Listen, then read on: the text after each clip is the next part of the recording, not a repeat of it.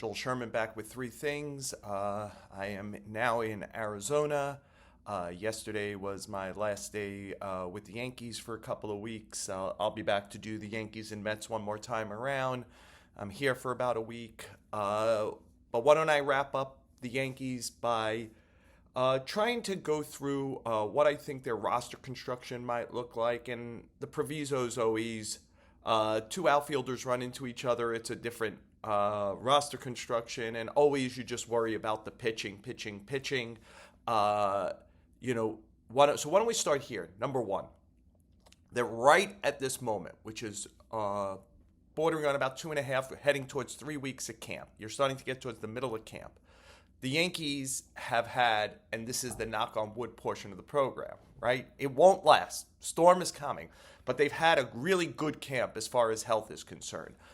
They have 4 rehabbing players in Cole, Schmidt, Rodon, and Volpe, and all 4 seem to be progressing well, and they have not taken on a significant injury yet. It's coming. It comes for everyone.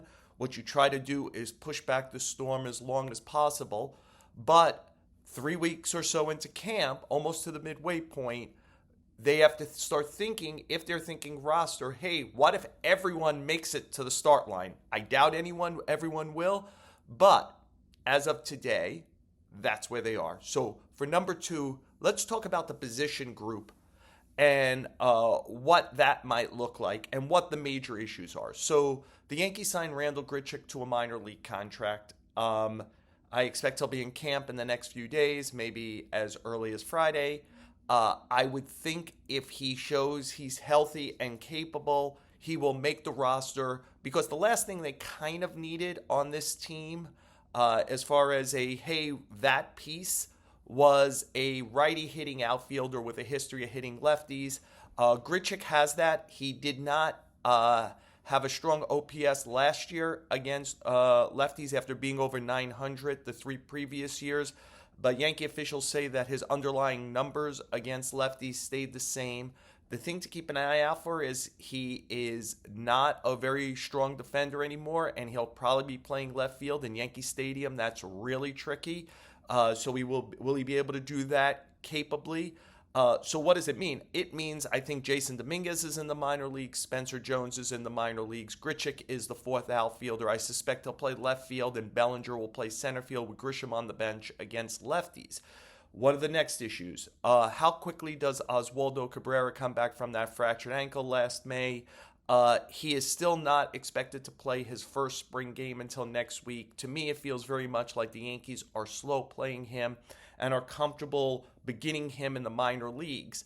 I would say that would put Max Sherman in some position to potentially make this Yankee team. They made a small trade with Oakland to get him. He brings something important with Jose Caballero starting at shortstop, at least until Anthony Volpe returns.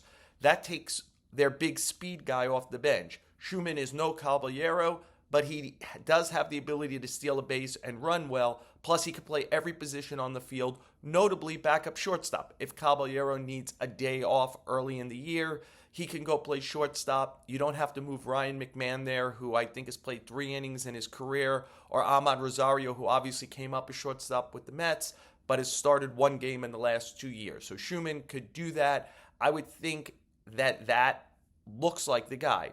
The other issue will become, do they take J.C. Esquera as a kind of, and have 2.5 to 3 catchers? The question is, can Ben Rice be the regular first baseman and the backup catcher to Austin Wells? It's kind of what they did last year, though you wouldn't say that Rice was the out-and-out starting first baseman, but by late in the season, he was playing near every day. The last 60 games of the year, J.C. Esquera bounced up and down. He never started a game at catcher. It was Rice or Wells. I think Rice is the dominant first baseman now. Paul Goldschmidt will play against lefties, and I think that means that Rice will catch some games against lefty starting pitching. The question is, Rice's job is to bat 5 times a game, and do you detract from that if you ask him to play the 2 positions, notably do the toughest thing on the field and catch? They'll have to decide that as they go along. But if I were guessing, I would say Schumann is the extra infielder. They go with two catchers early in the season and see if it catches up with them. If they end up in an emergency situation and they don't have anybody and it looks really bad for a day before they can call to AAA to get a Scarra back, or do they, I think that's the way they're going to go. And it will put Cabrera, Spencer Jones, and Domínguez at AAA for depth with Cabrera, Scarra. It's not bad depth. And by the way, it might be Anthony Volpe at some point. The Yankees are going to have to decide what they're doing with him when he comes back. But why don't we table that for another day? I've talked about it a little bit on previous episodes. Let's talk about the pitching group. The Yankees have 4 off days in the first 13 days. So if they wanted to do an option for a pitcher like Will Warren or Luis Gil, I think they can do that and get away with it and bring them back 10, 15 days into the season. I don't think they're going to do it. Just again, this is all hunch and kind of educated guesswork. I think they'll go with the 5 starters and 8 relievers.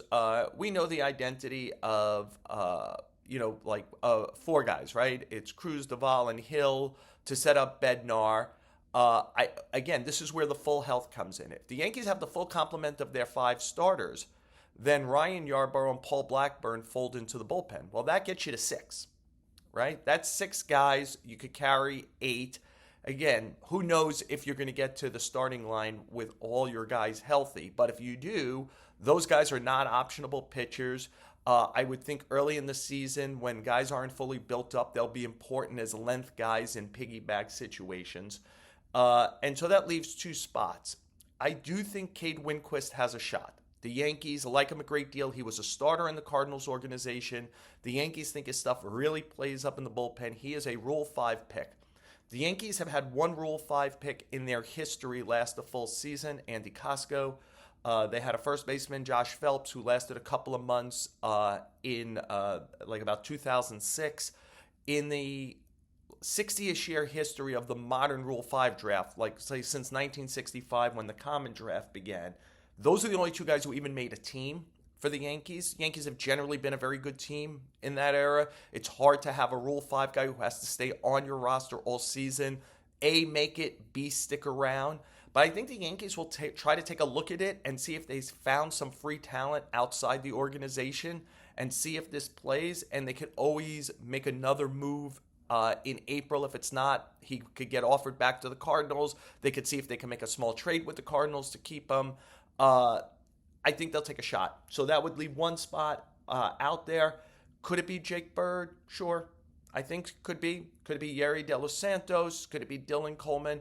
I think it's going to be Brett Hedrick. Aaron Boone talks about him so much, the power lefty arm that he brings to the team. And I think Boone thought he saw in spurts last year that Hedrick was good. He couldn't stay healthy. The Yankees feel that with an offseason of training as a reliever, that they could get something more out of him over the full year. So we'll see, but it would put a power lefty, which felt like something they left on the table this offseason, not if they could get it from Hedrick. So it's an interesting call.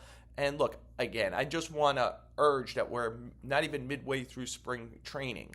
These rosters are an exercise right now. Things will change with performance and especially with injury.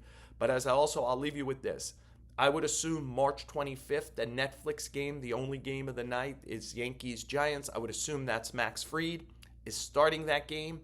And then I would just wonder if you start playing back to early April when they open against the Marlins at home, I wonder if because of how he pitched against Boston last year and how he's held up, that even though Schlittler will only be built up for like 75 pitches and will need a piggyback like Blackburn or Yarbrough, if he's going to get the home opener because of, Boone will certainly know that he can handle a big moment without blinking. And then we'll do all of this at some point again as Carlos Rodon gets closer to coming back. Who stays, who goes. It'll be quite an interesting game of Survivor. And ultimately, maybe late May, early June, knock on wood for the Yankees if that happens, if they get Garrett Cole back. But long way to go to the opener. I thought it would be a fun little exercise, though, now to see what the roster might look like if the regular season began today.